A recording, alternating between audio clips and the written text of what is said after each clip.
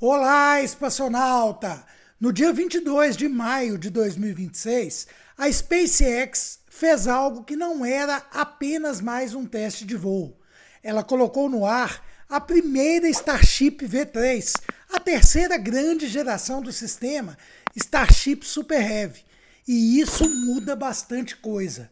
Porque a V3 não é só a mesma Starship com parafuso novo e pintura mental de Elon Musk, gente. Não, ela é mais alta, mais potente, mais integrada, usa os novos motores Raptor 3 e estreia uma arquitetura que começa a parecer muito mais próxima de um sistema operacional de transporte espacial. Este foi o voo 12 da Starship e ele teve de tudo. Motor falhando na subida, booster perdido no Golfo, Starship chegando à trajetória planejada, simuladores Starlink sendo liberados, satélites filmando a nave no espaço, reentrada agressiva, escudo térmico sobrevivendo e uma missagem controlada no Oceano Índico de perder o fôlego, galera.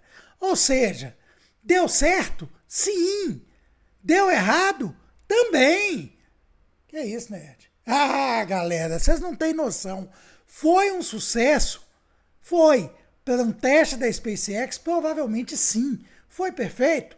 Calma lá, jovem padawan. Não é assim que a coisa funciona. A banda toca de outro jeito e vem cá para você entender. Hoje, a gente vai analisar o que mudou na V3, o que deu certo no voo 12, o que deu errado, quais são as prováveis causas das falhas e por que esse voo é importante não só para a ida a Marte, mas também para a volta dos astronautas humanos aí à Lua pelo programa Artemis.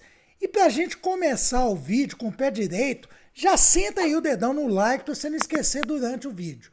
Antes da gente falar do voo, gente, a gente precisa entender aí sobre o veículo. A Starship V3 é uma evolução pesada em relação às versões anteriores. Não é só um facelift, né? Tipo foguete botando aerofólio, achando que virou carro de corrida, não. A V3 mexe na estrutura, na propulsão, recuperação, capacidade de carga e preparação para a reutilização total. A altura total do conjunto Starship Super Heavy chega a aproximadamente 124 metros. Isso coloca a Starship V3 como o maior e mais potente foguete já colocado em voo. Mas a grande diferença, gente, está no empuxo. A V3 usa os novos Raptor 3, motores a metano e oxigênio líquido. O Raptor é um motor de ciclo de combustão em etapas de fluxo total. Não estou xingando ninguém não, vou explicar. Isso significa que tanto o combustível quanto o oxidante passam por pré-queimadores antes de entrarem na câmara principal de queima, e isso aumenta a eficiência e pressão do motor. É uma máquina absurdamente complexa, tentando transformar mecânico em pancada controlada. Cada Raptor 3 é mais potente, mais limpo visualmente e mais integrado. A SpaceX removeu boa parte das tubulações e fiações externas, colocando esses sistemas de forma mais interna e protegida. Isso reduz massa, diminui pontos de falha externos e melhora a resistência térmica. Nas versões anteriores, os motores pareciam quase uma instalação artística, feita por encanadores com pressa. No Raptor 3, visualmente, tudo parece mais limpo. E em foguete, gente, limpeza não é estética, é engenharia, é tecnologia. As mudanças mais importantes da V3 podem ser resumidas em 5 grandes áreas. Primeiro, motores Raptor 3. Eles entregam mais empuxo, têm integração melhor e foram projetados para facilitar a produção em escala. Isso é essencial porque a Starship não precisa de meia dúzia de motores. Ela precisa de centenas, talvez milhares, se a SpaceX quiser voar com frequência alta. E ela quer, a gente sabe disso, né, galera? Segunda, o booster Super Heavy foi redesenhado. O booster versão 3 passa a usar 3 grid fins em vez de 4. As grid fins, gente, são aquelas aletas em formato de grade usadas para controlar a descida do booster na atmosfera. Elas funcionam como superfícies aerodinâmicas, ajudando o foguete a se orientar no ar. Na V3, elas são maiores, mais robustas e foram reposicionadas para reduzir a massa e complexidade. Sistemas associados também foram melhor projetados dentro da estrutura. Terceira, hot staging integrado. O hot staging, pessoal, é aquele anel de separação em que o estágio superior acende os motores enquanto ainda está parcialmente conectado ao booster. Parece uma ideia que alguém olhou para um foguete e falou: e se a gente colocasse fogo no de cima antes de soltar o de baixo? Só que funciona, tá bom? Nas versões anteriores, havia um anel de hot staging mais separado. Na V3, esse sistema é integrado ao booster, reduzindo a massa e melhorando a eficiência estrutural. Quarta, mais propelente e mais capacidade. A V3 foi feita para carregar mais propelente e, no futuro, colocar mais de 100 toneladas em órbita baixa em modo totalmente reutilizável. Esse é o número mágico para a arquitetura da SpaceX. Muita carga, muitos voos, custos por quilo caindo. Quinta, preparação para a reutilização total. Esse é o ponto central. A Starship só muda o jogo se for rapidamente reutilizável. Ela não tem só que voar. Ela tem que voltar, pousar, ser inspecionada, reabastecida e voar de novo. O voo 12 não demonstrou tudo isso, mas testou peças que serão importantes para esse quebra-cabeça no futuro. Galera, manter a qualidade dessas análises técnicas aqui exige equipamento, estudo, muita coisa. Se você valoriza esse esforço, considere aí apoiar o nosso canal com qualquer valor via Pix. O QR Code está aí na tela para vocês. Outro protagonista do voo 12 foi o Pad 2 em Starbase. Esse foi o primeiro voo da Starship a partir dessa nova plataforma. E isso é mais importante do que parece. Quando falamos de foguetes gigantes, a plataforma de lançamento não é só o chão de onde eles saem. Ela é praticamente uma nave terrestre. O pad precisa abastecer milhares de toneladas de propelente criogênico, suportar vibração, calor extremo, ondas de choque e ainda sobreviver para o próximo voo. O oxigênio líquido e metânio líquido são mantidos em temperaturas extremamente baixas. Por isso que a gente vê aquela formação de gelo e vapor durante o abastecimento, o que a gente chama ali o venting, a panelinha de pressão. A SpaceX também precisou lidar com o problema antes da tentativa bem-sucedida. Uma questão no sistema de desconexão rápida, o Quick Disconnect, que é o braço responsável por alimentar o veículo e depois se soltar antes do lançamento. Esse tipo de problema pode parecer pequeno, mas em lançamento orbital, gente, nada é pequeno. Um pino, uma válvula, um sensor ou uma linha hidráulica podem decidir se você lança ou se transforma bilhões de dólares em churrasco de metal. Depois do adiamento, a SpaceX voltou, corrigiu o problema e colocou o veículo na contagem regressiva. Mas o Pad 2, gente, foi apenas o começo do drama. O que aconteceu segundos após a ignição dos 33 motores Raptor 3 deixou muita gente apreensiva. Vamos ver o que os dados revelam sobre a subida. E vamos para a contagem para ver esse bichão riscar fogo? Mais 10, 9, 8, 7, 6, 5, 4, 3, ignition.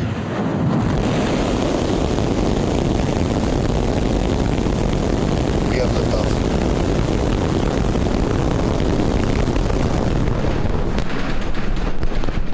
Pitching downrange.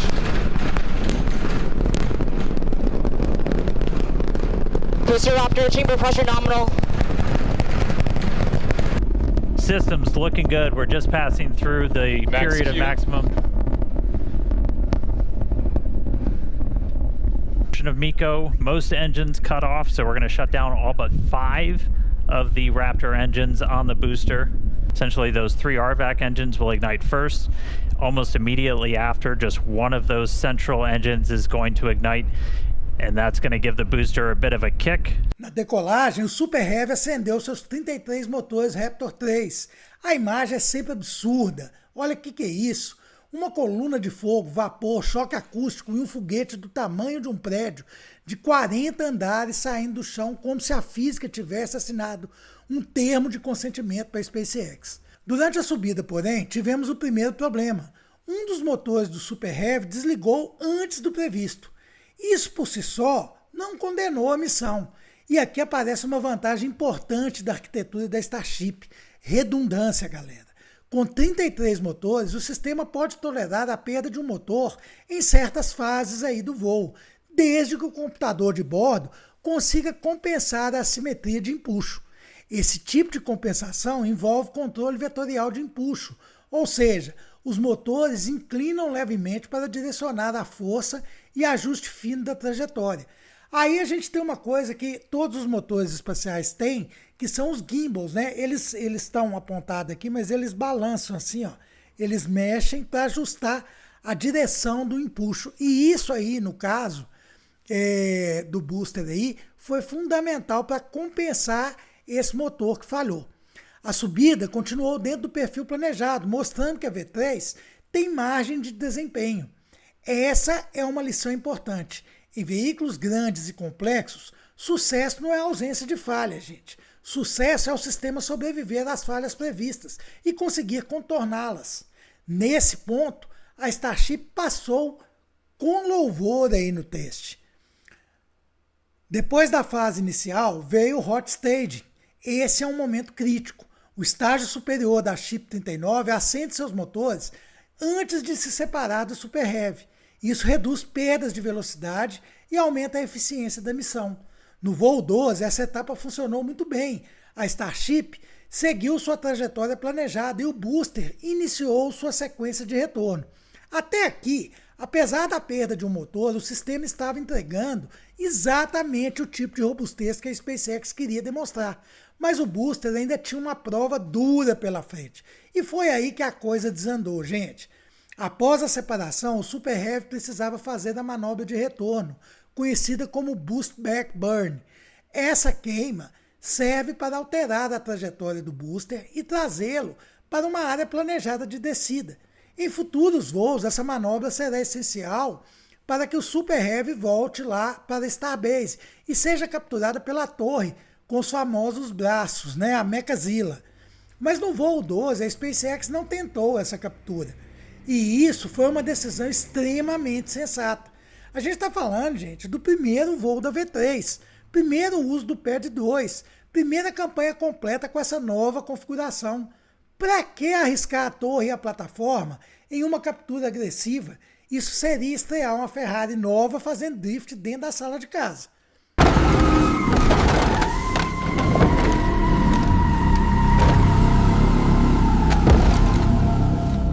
O que aconteceu? Segundo a própria SpaceX, o booster não conseguiu ligar todos os motores planejados para o boost back e a queima terminou antes do esperado. Depois, ele tentou reacender os motores para a queima de pouso, mas terminou em uma meriçagem dura no Golfo. Agora entram as possíveis causas. Uma hipótese é a falha de ignição ou reignição em parte dos Raptor 3.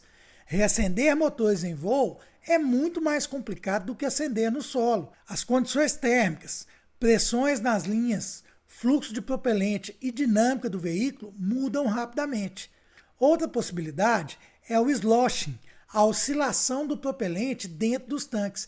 Imagina uma garrafa de água meio cheia sendo balançada. O líquido ali se move, bate nas paredes e vai mudando o centro de gravidade e pode afetar a alimentação dos motores. Em um foguete gigante com metano e oxigênio líquido, isso pode virar um problema sério.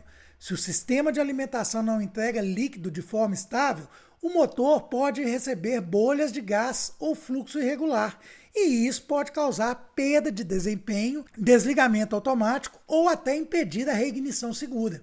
Também pode ter havido um transiente de pressão, variações rápidas na pressão das linhas de propelente ou algum limite conservador do software de voo, desligando os motores para proteger o veículo. O ponto importante: a perda do booster não significa fracasso total. O objetivo principal era voar a V3, testar motores, separação, trajetória da chip, carga útil, reentrada e controle final. O booster falhou, em parte, na recuperação, mas forneceu dados valiosos. Em programa de teste, às vezes o foguete não volta inteiro, mas volta em forma de telemetria. E telemetria para engenheiro, gente, é praticamente poesia. Poesia com gráfico e muita dor de cabeça. Enquanto o booster tinha problema, a Ship 39 continuava sua missão. A Starship possui 6 motores no estágio superior, 3 otimizados para o nível do mar e 3 Raptor Vacuum, ou AirVac, otimizados para operar no vácuo. Motores de vácuo têm bocais maiores, porque no espaço não existe pressão atmosférica comprimindo o jato de exaustão. Então você precisa de ter ali, a tubeira tem que ser um pouco maior. Durante a queima de subida, um dos motores do Raptor Vacuum desligou. Isso poderia ter sido um problema grave, mas o computador de bordo compensou a perda, estendendo ou ajustando a queima dos motores restantes. E a Starship atingiu a trajetória planejada. Esse é um ponto muito relevante. A SpaceX demonstrou capacidade Engine-Out no estágio superior, ou seja, a nave conseguiu continuar a missão mesmo perdendo um motor. Para uma arquitetura que pretende transportar carga, satélites, propelente e eventualmente pessoas, isso é fundamental. Não dá para depender de um sistema em que qualquer motor tossiu, acabou a missão. Por outro lado, a falha também levou a SpaceX a cancelar o teste de religamento do motor no espaço. E isso faz sentido. Se você acabou de perder o motor durante a subida, talvez não seja o momento ideal para brincar de vamos reacender e ver no que dá? A prioridade passou a ser preservar a trajetória de reentrada e coletar dados. Um dos pontos mais interessantes do voo 12 foi a implantação das cargas úteis. Foi incrível, né, galera? A Starship liberou 20 simuladores Starlink, representando futuras unidades de satélites maiores e também 2 satélites Starlink modificados com sensores de imagem para observar a própria Starship no espaço. Isso é muito importante. Até agora, grande parte da análise da Starship dependia de câmeras on-board, telemetria e imagens durante a reentrada. Mas ver a nave de fora em um voo espacial oferece uma nova camada de diagnóstico. Imagens incríveis, né, gente? Que coisa, que pintura. Se você quer ter essa sensação de observar o cosmos aí, os telescópios do nosso parceiro, da Photon Astro, são o caminho, tá? Na descrição desse vídeo aqui eu já deixei o link da loja Photon Astro e tem desconto para você comprar. É só usar o nosso cupom de desconto que está aparecendo na tela aí. Esses satélites puderam observar a estrutura, o escudo térmico e possíveis danos externos antes da reentrada. Para voos futuros, especialmente tripulados, esse tipo de inspeção remota pode ser essencial. É parecido com o que o ônibus espacial fazia lá depois do acidente do Columbia, né? Que teve o Columbia danificou ali as placas do escudo térmico e quando reentrou se queimou na atmosfera, né? Então eles passaram a usar sistemas de inspeção ali do escudo térmico, né? E essas inspeções do escudo térmico, a partir daí, passaram a ser tratadas com enorme seriedade. Esse escudo térmico, gente, não é um detalhe, ele é a diferença entre voltar para casa ou virar meteorito, né? No caso da Starship, que usa milhares de placas térmicas, uma inspeção externa ajuda a identificar se alguma região sofreu dano, deslocamento ou perda de material. E no voo 12, essa demonstração foi um passo muito concreto rumo a missões mais complexas. Agora chegamos ao ponto alto, a reentrada da Ship. A Starship retornou de um jeito bem diferente de cápsulas tradicionais. Ela sempre retorna assim, né? Em vez de entrar com uma cápsula pequena, com escudo térmico na base, ela usa uma manobra chamada belly flop, ou queda de barriga. A nave entra na atmosfera de lado, usando sua grande área lateral para aumentar o arrasto e reduzir a velocidade. Isso distribui o calor e permite controle aerodinâmico usando os 4 flaps. Durante a reentrada, a nave enfrenta plasma, que é o gás ionizado extremamente quente ali ao redor do veículo. Esse plasma é criado porque a nave comprime violentamente o ar à frente dela, em velocidades hipersônicas. Isso é, acima de Mach 5, mais de 5 vezes a velocidade do som, galera. O grande desafio é proteger a estrutura de aço inoxidável com placas térmicas cerâmicas. Essas placas precisam resistir a calor extremo, vibração, expansão térmica e forças aerodinâmicas. No voo 12, a SpaceX fez algo ainda mais ousado. Executou manobras para estressar intencionalmente a estrutura e os flaps traseiros. além de simular uma curva dinâmica, simulando o tipo de trajetória que futuras Starships fariam ao retornar para a Starbase. Isso é muito importante. A SpaceX não estava apenas tentando sobreviver, ela estava tentando descobrir as margens do veículo. E aparentemente o escudo térmico teve um desempenho excelente. Pelas informações divulgadas, não houve sinal público de falha catastrófica ou queima atravessando a estrutura. A nave manteve controle até o final e seguiu para a área planejada no Oceano Índico. Esse talvez seja o maior sucesso técnico desse voo, porque recuperar a Starship depende de 3 coisas. Primeiro, sobreviver à reentrada. Segundo, manter controle aerodinâmico. E terceiro, fazer o flip final e acionar os motores para pouso. No voo 12, essas etapas funcionaram de forma muito promissora. Na fase final, a Ship 39 executou a manobra de giro, ficando na vertical para a queima final. Esse momento é sempre dramático. Durante o belly flop, a nave cai quase como um prédio deitado. Nos últimos segundos, ela precisa girar, acender os motores, reduzir a velocidade e tocar a superfície de forma controlada. No voo 12, a Starship realizou uma aterrissagem controlada no Oceano Índico, dentro do local planejado, da zona planejada. A explosão ou destruição final após o contato com o mar não deve ser interpretada como falha principal. A nave não foi projetada para ser recuperada intacta da água nesse teste. O objetivo era demonstrar controle até o fim. E isso ela demonstrou. Então, se o booster foi a parte amarga da missão, a Ship foi a parte, digamos, doce. Vamos resumir, galera. O que deu certo? Primeiro Starship V3 decolou com sucesso. Primeiro voo com Raptor 3, demonstrou alta capacidade de empuxo. Pad 2 realizou sua primeira campanha de lançamento. Hot Stage integrado ao booster funcionou. A Ship atingiu a trajetória planejada, mesmo perdendo o motor RVAC. A carga útil foi liberada com sucesso. Satélites modificados observaram a Starship no espaço. Reentrada foi controlada. Escudo térmico teve desempenho aparentemente excelente. A Ship executou manobras agressivas e ainda assim ameriçou com sucesso na área planejada. O que deu errado? Um motor do booster desligou durante a subida. O booster não conseguiu acender todos os motores necessários no boost back. A queima de retorno terminou antes do esperado. A tentativa de queima final do booster não foi suficiente para evitar uma ameriçagem dura. Um motor Raptor Vacuum da Ship desligou durante a subida. O teste de religamento no espaço foi cancelado. A V3 mostrou resiliência, mas os Raptor 3 ainda precisam provar confiabilidade em múltiplas fases, especialmente em reignição, boost back e perfil de recuperação. Se essa explicação te ajudou a entender o que foi o teste da V3, já senta aí o dedão no like, né, meu amigo? Vamos lá para a gente entregar esse vídeo para mais pessoas no YouTube. Uma coisa muito importante, esse teste está conectado diretamente com a volta de humanos à Lua. A SpaceX é uma das empresas escolhidas para desenvolver o HLS da NASA, o Human Landing System, ou Sistema de Pouso Humano. Essa é a versão lunar da Starship, projetada para levar astronautas da órbita da Lua até a sua superfície e depois voltar com eles em órbita.